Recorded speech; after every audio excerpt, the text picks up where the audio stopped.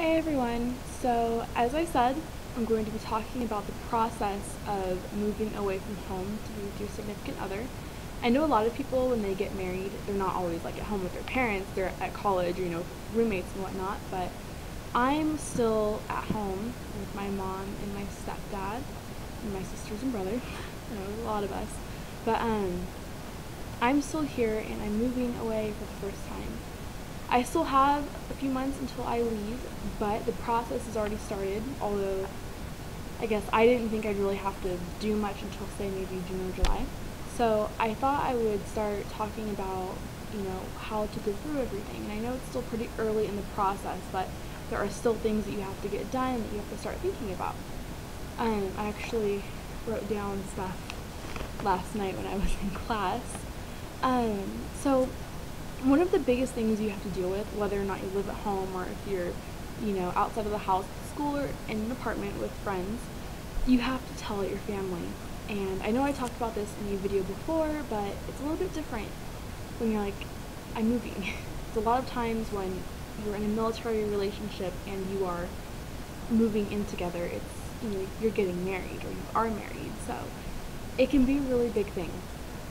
For the past maybe 2 months or so, since I first told my mom that I would be moving out and getting married, I've dealt with random crying spells, I guess you could call them. I'll be in my room just, minding my own business, doing homework, cleaning, doing whatever, and she'll just walk in and be like, I can't hold it in, I can't believe you're leaving, and that's, I know she cares and loves me, but it's kind of like, come on, Mom, I'm almost 21, and yes, I'm still young, but I'm ready to start my life. So you just always have to be sure that they know that you're sure about what you're doing. And that's kind of something else that I was writing, that you need to be ready to answer a lot of questions. And many of those questions you may not know the answer to, but if you don't know, let them know that, hey, I don't know that right now, but I can find it out. I can ask so-and-so. Like for me, I'll ask Jordan, we can talk about it, and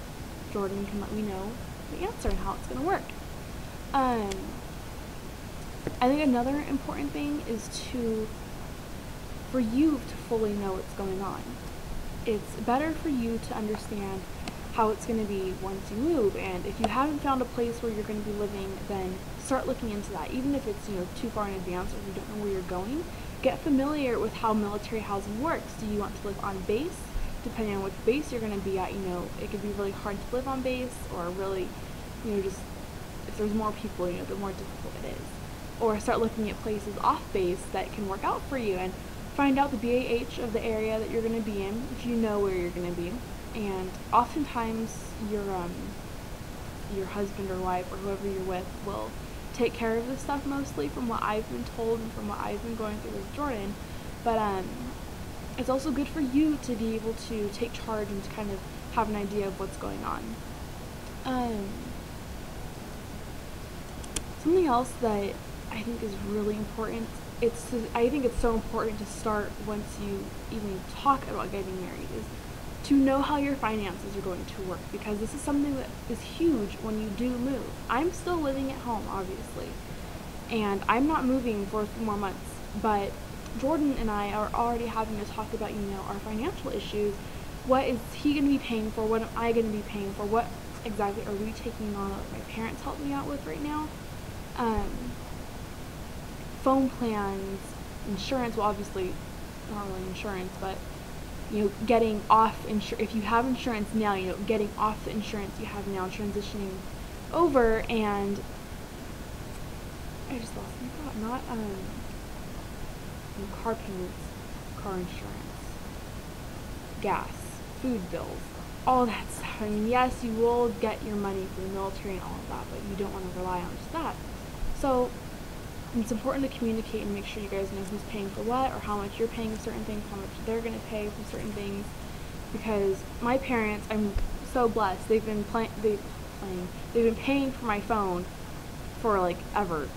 And they said, as soon as you get married, we think that's something that you should start paying for. And you and Jordan want to pay, or just you're paying, or just Jordan, that's okay. But it's definitely something you need to do. So that's something Jordan and I are talking about right now.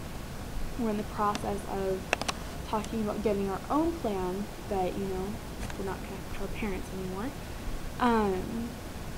Things like that. And, it's important just to be financially ready. And if you have a job, start saving money. Even if you have a ton of money, it's better to have some than none when you do move. Something else to think about, I think something really important for you if you're not, wanting to sit at home and do nothing, is think about, are you going to work? Are you in school? If you're in school, are you going to transfer, finish school? Do you have a job that can possibly transfer? Because say if you work for a retail store, like a national, like Target or Walmart or just any place like that, oftentimes you can transfer jobs. So do you want to look into doing that? If so, if you're, close enough to be moving, talk to your manager about it and make sure that you're able to transfer so that you do have your job once you get there, because, it's more difficult to find a new job than to transfer if the option is open. Another, I keep saying another thing, but it's also important to talk about cars and vehicles, because it's common for guys who are on base who are single to not have a car, but if they're living off base, they need to have some sort of vehicle, and that's another financial thing that you are both putting on. So if you have a car, I think it's smart for you to be able to take it with you, and if worst comes to worst, you and your significant other can share a car. But if you do have a car, I suggest you look into the process of moving it with you. If you don't have a car and you're planning on working and going to school, then I highly recommend that you look into getting one, or looking at the local transportation in the city that you're going to be living in when you're home, like trains, depending on how far you're going to be going, or bus, or, as I suggested a few moments ago, sharing a car with your significant other, because that can save money. Obviously, one car compared to two. Let's see, what else? The only things I really wrote down were the parents thing. It's important for your parents to know what they're getting into, and for them to know that you really understand what you're doing. I think those are just some of the really important things. As I get closer to me moving, I'll start talking about things that are important to be dealing with at that time. So like in a month, I'll start talking about, packing your stuff and figuring out how to send it, have it sent, and that kind of jazz, and the actual driving to your new place, and more continuations as I get closer. I know that Michaela and Jen are kind of, they're pretty deep into the process. Michaela already knows where she's going, and I don't know if Jen knows for sure, but I know she's been looking at places. So if you do want more specifics on like the actual looking at apartments and figuring out where you're going to go, definitely talk to Michaela or Jen, because they have more under their belt, and I'm getting there. But I thought this would be a cool topic for me to talk about, because I've started the whole process thing. So I thought, I could just each week or every other week I'll talk about the whole moving thing, kind of where I am and what I've picked up, so that I can share my advice and my experience with you, because it might help. And as I say, it helps to hear other people's ideas and what they do, because it might work for you, and if not, that's alright, but I figured I could share anyways. Alright, I think that's about it. Any questions, as always, send them to Milso Blog's inbox, or to my inbox, or anyone else's inbox who's part of Milso Blog, or who is a Milso. And if you do want to find any of us, just go to Who Runs This Blog. It's the link on our homepage on the left side, I believe. Yes, left side. And send us a message. Alright, well, you guys take care. Have a good rest of the day if you're watching this. Have a good week. Yeah, stay happy, keep your chins up, think positive, and we are always another day closer. And that's about it. Alright, I will talk to you guys later. Bye.